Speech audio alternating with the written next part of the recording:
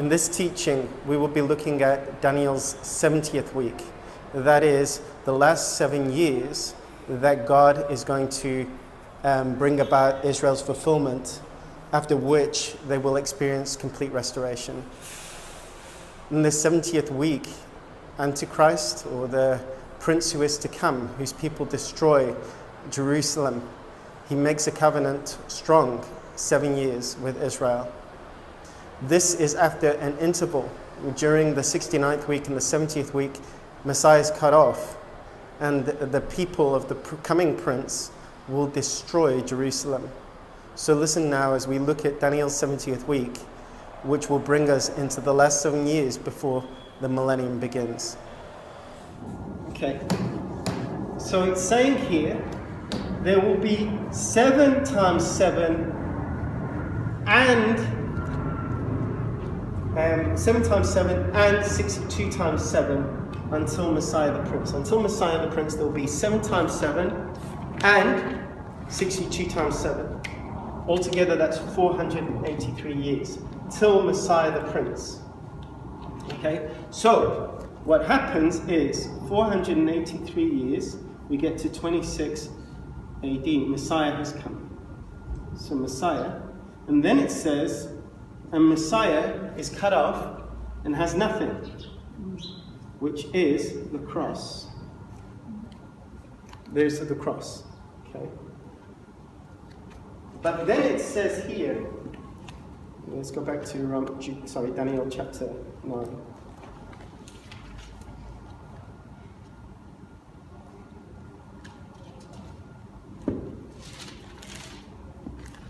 Then after 62 weeks, so that's the second section, 7 times 7 and 62 times 7. After, basically, the 483. After it, Messiah is cut off and has nothing. So that means he's not cut off on the 483rd year. He's cut off after it. Okay? And then it says, where are we? Then it says, and the people of the prince who is to come will destroy the city and the sanctuary. So now we have a second prince, which is called the coming prince.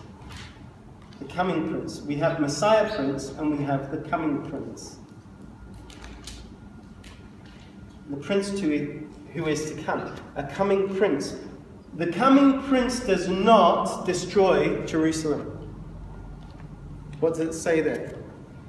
It says, the people of the coming prince will come and destroy the city and the sanctuary.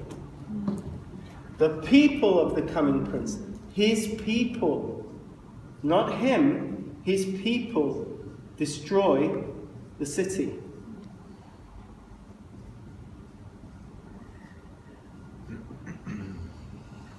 And the sanctuary.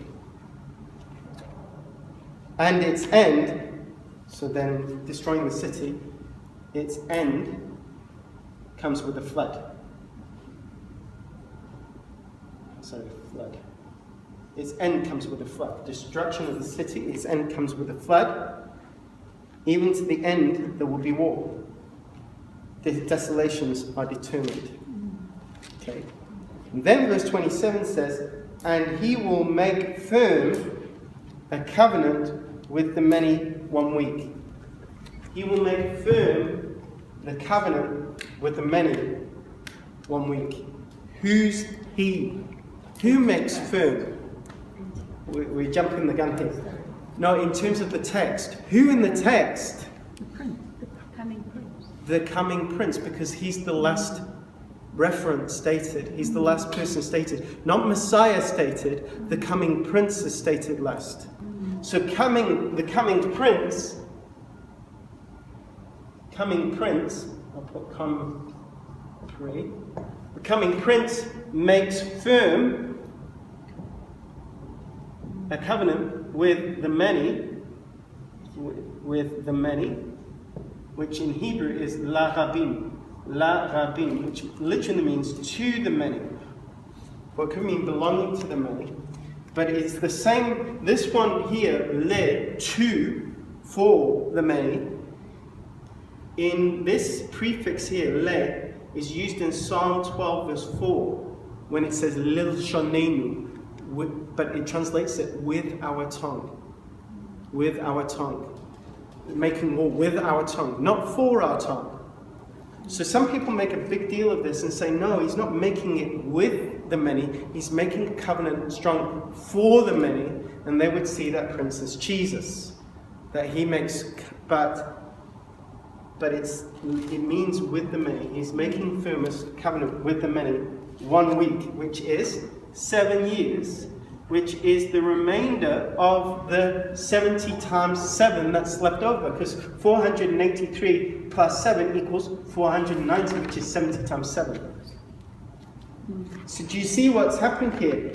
After 483, Messiah's cut off, the city destroyed, but the last 7 starts with the making firm a covenant with the many, and the many, Hachabim, in Daniel 11 and 12 refers to Israel. Because but also the people with this people. No, but not with the many. The term the many, Hachabim, is a term in Daniel used to refer to Israel. Even in Isaiah 53, the term the many there refers to Israel. You could see it as a technical term. The many equals Israel. So the coming prince, whose people destroyed the city, makes firm a covenant with Israel 7 years. And halfway through that, he breaks covenant and he stops sacrifice in the temple, which means, it suggests, well, if the temple's been destroyed, then, this is the way I'm reading it, that would mean the temple's going to have to be rebuilt. And halfway through, he breaks that agreement and cuts off sacrifice and everything. Okay. 3.5 years. So this is what I'm saying. Because Messiah comes after the 69th week, so you've got 70 times 7. 70 times 7. Here you've got the first 69 times 7 leads us to Messiah. But after that, Messiah's cut off and the temple in Jerusalem is destroyed. Then, the last 7 years kicks off when the coming prince makes strong the covenant with Israel for 7 years. Now look at this. Jesus died, if he started ministry in 26 AD, he died around 30 AD. That's when Messiah is cut off. And the temple and the city was destroyed in 70 AD by the Roman armies. Some people I've heard even say it was the Turkish regiment of the Roman army. I've heard that, I've not checked it out. I just put that there for interest's sake. So the coming prince, if his people destroyed the city, the coming prince is going to have to come somewhere from the old Roman Empire. And the Roman Empire went as far as the north of England, as far south, covered all of Europe, almost all of Europe, covered North Africa, went as far as the, I think, Caspian Sea. Included Turkey, included Israel, included Syria, included Lebanon. Somewhere in there, the coming prince is going to come out of that. Because his people destroyed the city. Okay. Doesn't have to come from Rome itself, but he has to come from somewhere in that whole place. Coming prince. So let's look at this. If what I am saying is correct, right? And this is where I believe, whatever you understand about the 70 weeks, whatever people understand about the 70 weeks, the middle of the 7th weeks, so this one last group of 7 years, it says the coming prince, he makes strong the covenant, and then halfway through he breaks it, and that is called the abomination of desolation. Because it says when he comes, On the wing, it says here. Okay. In verse 27, he will make firm the covenant with Israel with the many for 1 week, or 1 week. In the middle of the week, he'll put a stop to sacrifice and grain offering, and on the wing of abominations will come one who makes desolate, even until a complete destruction, one that is decreed, is poured out on the one who makes desolate. And we'll see in the future there are 2 figures that come. One who looks like this coming prince. He's called the beast. The beast is one who has so many heads, and the 7th head is also an 8th head. He is one, but then he is 2 at the same time. And the reason is, I believe, this is the way I understand it, we'll look at this, so you don't have to take my word for it now, but he's going to be assassinated. And he's going to be raised from the dead, like Jesus. And he's going to convince people he is Christ. He is a manifestation of the Christ Spirit. And people are going to worship him. But he's operating in the power of Satan. And the other figure that comes with him that puts up the abomination of desolation is called a false prophet. He puts up this abomination of desolation. So if you turn to, so he's going to be destroyed and be desolated. So if you turn to Matthew 24, we'll look at this in a couple of weeks.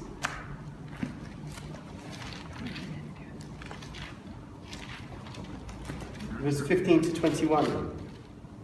Therefore, when you see the abomination of desolation which was spoken of through Daniel the prophet standing in the holy place, Jesus says, and Jesus is speaking here in 30 AD, if what we're saying is correct, 30 AD. Jesus is saying, when you see the abomination of desolation, which means the abomination of desolation is future from 30 AD. I mean, if you're going with the other day, future from 32 AD. Okay. It says here,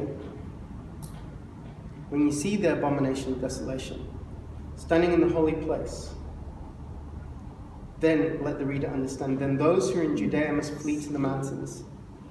Whoever's on the housetop must not go down to get the things that are out in his house. Whoever's in the field must not turn back to get his cloak. But woe to those who are pregnant. And then jump to verse 21. For then there will be a great tribulation such as not occurred since the beginning of the world until now, nor ever will. Unless those days had been cut short, no life would have been saved. But for the sake of the elect, those days will be cut short. I hope you get the idea. This is end times before Jesus comes back. This is not 70 AD. This is way future, because there's going to be nothing like this one. There's always been tribulations, but there's going to be nothing like the severity of this one. And he's saying that happens at the abomination of desolation. This tribulation, this great tribulation. So we'll look at this next week. But if you look at what is written here, it matches what we read in the book of Revelation, which are the judgments, a time of judgment within which God pours out his wrath that is going to precede Jesus' return. So Jesus is returning, and there's a millennium. There are these judgments that come before, and halfway through, it talks about the false prophet in Revelation 12, and I think 13, but Revelation 12, the false prophet puts, I think it's Revelation 13 actually, but he puts in an idol of Antichrist, or of the beast, and tells everybody to worship it. And then starts a period of mass persecution, because he installs a mark somewhere after this time, and if you don't take that mark, you are beheaded. So within this, there are different judgments. There are what called seal judgments, which are touching a quarter of the earth, and quite general. Then they get very severe. The trumpet judgments, which touch a third of the earth, and they're very severe.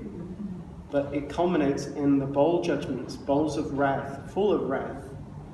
Here, the sixth seal, there's the first mention of wrath. So somehow there's wrath within this last 7 years.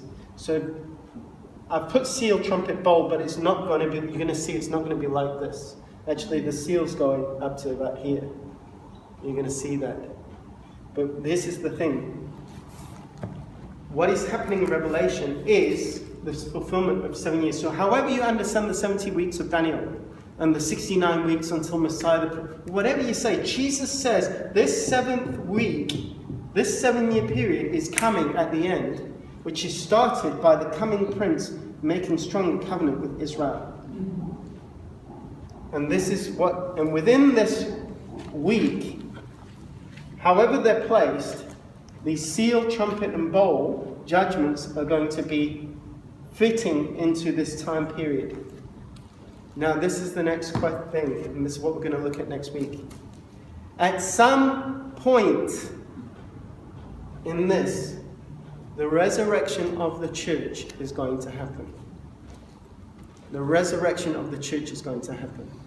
And with the resurrection, there's going to be a snatching up of Christians who are still alive and remain on the earth. They're going to be, it says they're going to be snatched up and caught up to meet the Lord in the air, and will always be with the Lord. We call that a rapture. A rapture. Some people place it here. Some people place it possibly here on a foot and bump. Some people place it here. Some people place it somewhere around here. And some people place it right near the end. So we're going to look at those views next week. So we've got a time frame for the end of the age. We've got a time frame for the end of the age. The question is, when are we going to meet the Lord? That's what we'll look at next week.